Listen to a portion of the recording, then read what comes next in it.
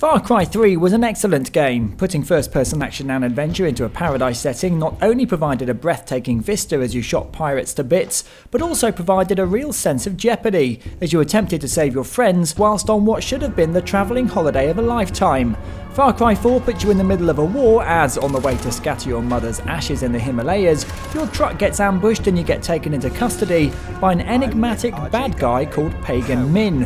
Of course, you escape, unless you hang about for a while to take advantage of a cool Easter egg, and then go about helping a resistance movement called the Golden Path to take down this self-appointed king.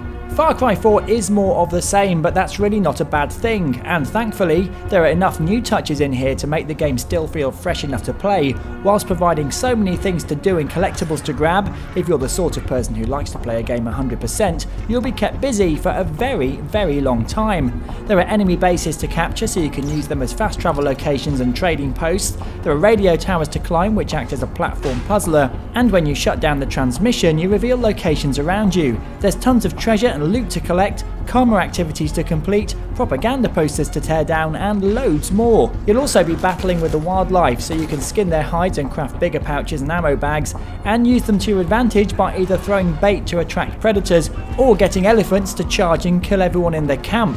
You can even ride them if you unlock the perk via skill trees, where you can garner new abilities by following the path of the aforementioned elephant or the tiger. Animals can be a bit annoying at times, especially if you're trying to be stealthy and you get ambushed by a massive leopard. There are vehicles dotted around the map to jump into, and one neat trick is a kind of cruise control on roads. Click the left stick in and the car will follow the waypoint, which means you can either shoot at enemies or just enjoy the ride. The coolest vehicle though is this one-man Gyrocopter, which can get you over cliff tops if you can't be bothered to climb them. Grappling is new to the Far Cry series and means you can fire off a hook and ascend, descend and swing around the landscape, where you see ropes to represent where you can do it. It really provides a sense of freedom, and when you scale a mountain and look around, the view is simply astounding. Far Cry 4 is a massive sandbox game, and that's sure not to disappoint you if you like this kind of genre. Follow the missions or go off and liberate all the towers, or look for secrets. It's really up to you.